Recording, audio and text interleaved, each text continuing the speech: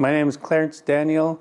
I'm the Community Development Division Director at ABCP. The Yukon-Kuskokwim Delta area is about the size of the state of Oregon. Our area is an isolated area. There are no roads in or out, so we rely on air transportation or river transportation. There are two major rivers in our region.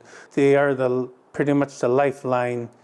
So then in the winter, we have the Kuskokwim Ice Road that is a low-cost alternative to the high cost of air travel. One of the primary things I'd like to see is being able to develop a uniform safety data reporting system. We could use this data to establish apps for people.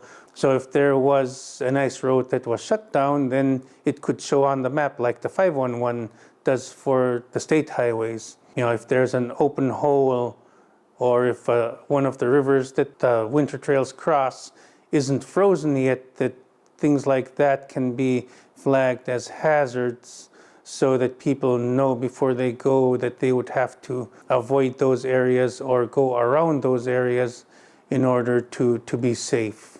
When it comes to disaster response in our area, we could get our staff out to the village. They can go and fly the drone over damaged infrastructure. They can fly it over possible homes that were damaged from the storms.